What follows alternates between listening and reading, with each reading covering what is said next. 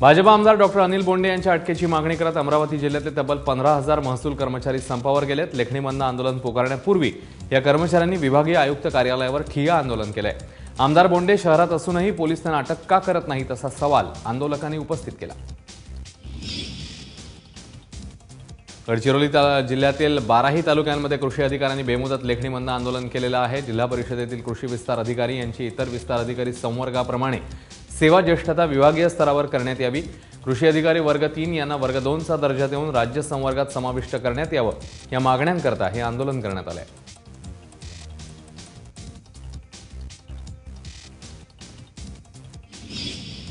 रत्नागिरीतल्या जैतापूर अणुऊर्जा प्रकल्पाला शिवसेनेचा विरोध कायम असला तरी स्थानिकांचा सेनेला मिळणारा पाठिंबा काहीसा कमी झालेला दिसून येतोय।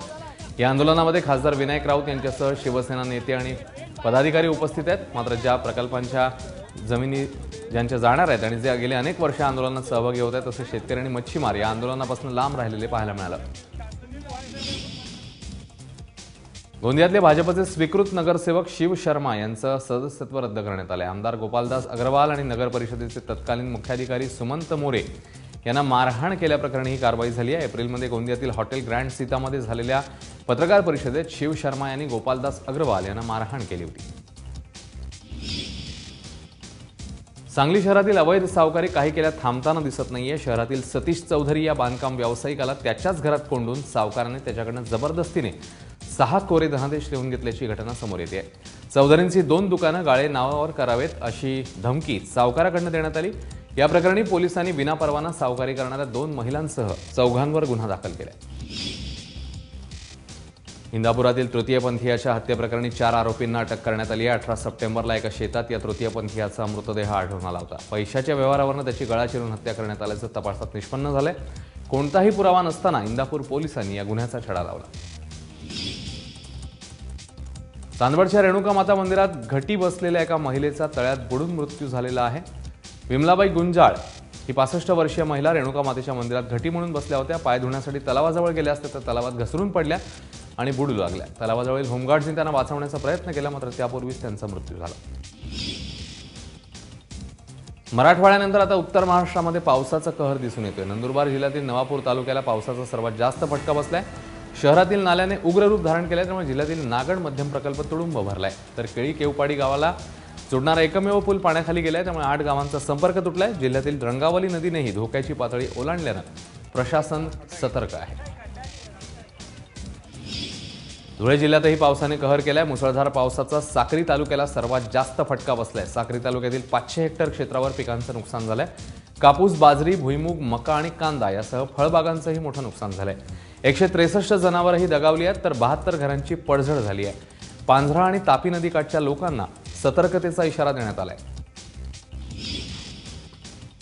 गेली 10 वर्ष कोरडं पडलेल्या मनमाडमधलं वागदर्डी धरण यंदा तुडुंब भरून वाहत आहे। ते पाहण्यासाठी अनेक जण धरणाला भेट देत आहेत। अनेक तरुण तर थेट मोटरसायकल घेऊन डॅमवरून फेरफटका मारताना स्टंट करताना दिसत आहेत। सध्या धरणावर कुठलीच सुरक्षा यंत्रणा नसल्यानं या तरुणांचं चांगलंच फावतंय। त्यामुळे एखादी दुर्घटना घडल्यावरच इथे सुरक्षा रक्षक नेमणार का, हा प्रश्न विचारला जातोय।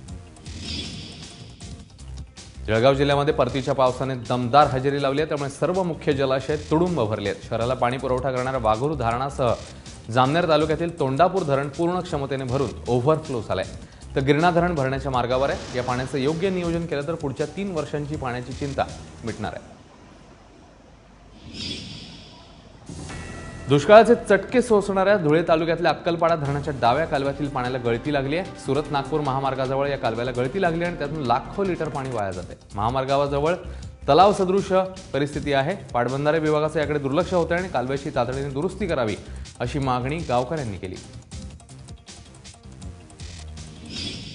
गोंदियाच्या रावणवाडी पोलीस ठाण्याजवळील विदर्भ कोकण ग्रामीण बँकेच्या शाखेमध्ये दरोडा टाकण्याचा प्रयत्न झाला, मात्र तिजोरीचं हँडल तुटल्यानं चोरट्यांना रिकाम्या हातानेच परतावं लागलं। या बँकेत सुरक्षा रक्षक तसंच सीसीटीव्ही नाहीये, त्यामुळे 6 महिन्यांपूर्वीच गोंदिया जिल्हा बँकेतनंही लाखोंची रक्कम लंपास करण्यात आलेली होती। तरीही सावधानता न बाळगल्यानं तीव्र नाराजी व्यक्त होते।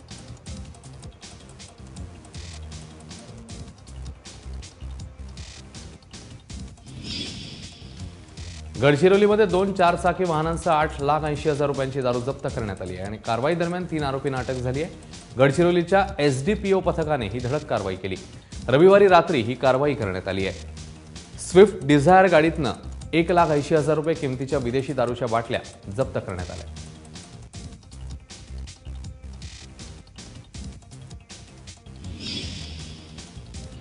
यवतमाळच्या सेमिनरी भागातले रहिवासी आणि धान्य व्यापारी अनिल किंवसरा यांच्या दुकानावर 27 सप्टेंबरला दरोडा टाकण्यात आला होता. या प्रकरणातल्या आरोपींना अटक झाली आहे. बुरखेदारी 8 दरोडेखोरांनी अनिल यांची पत्नी आणि मोलकरणीचे हातपाय बांधून ही चोरी केली होती. मात्र त्यांच्या हाती केवळ 4,000 रुपयेच लागले होते.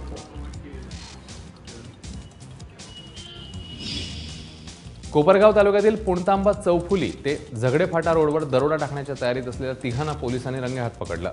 या दरोडेखोरांचे धुळ्यातल्या अनेक गुन्ह्यांशी संबंध असल्याचं उघड झालंय. धुळे पोलिसांच्या वॉन्टेडच्या लिस्टमधला फरार आरोपी रफिकउद्दीन शफिकउद्दीन शेख याला अटक झाली आहे. शिवाय एक कार, चाकू, चॉपर, मोबाईल आणि रोख रकमेसह 8 लाखांचा माल हस्तगत करण्यात आला. वसई विरारमधील अनावश्यक स्पीड ब्रेकर काढून टाकावे अशी मागणी केली जाते. आवश्यकता नसतानाही लावण्यात आलेल्या स्पीड ब्रेकरमुळे वाहतूक कोंडीत वाढ होती आहे. शहरात 1,140 स्पीड ब्रेकर आहेत आणि त्यापैकी 636 अनावश्यक असल्याचं उघड झालंय.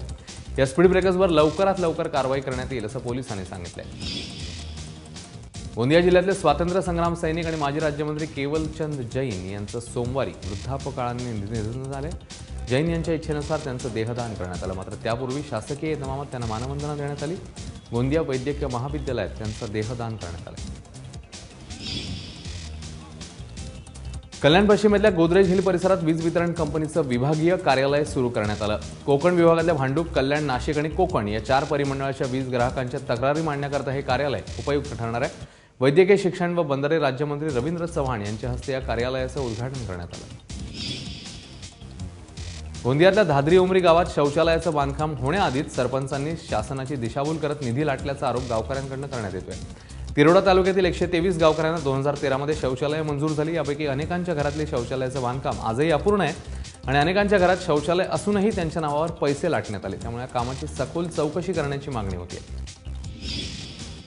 गोंदिया जिल्ह्यातील कुंभीटोला गावामध्ये धुमाकूळ घालणाऱ्या अस्वलाला जेरबंद करण्यात यश आलंय. सोमवारी रात्री हे अस्वल परिसरातल्या एका झाडावर चढून बसलं होतं.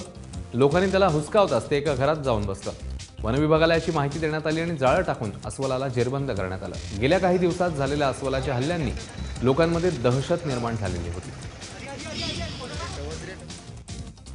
भारत-पाकिस्तान सीमेला लागून असलेल्या राजस्थानचं प्रसिद्ध धार्मिक स्थळ तनोटराय मातेच्या मंदिरातील ज्योत गडचिरोलीतल्या आरमोरीमध्ये आणण्यात आली आहे.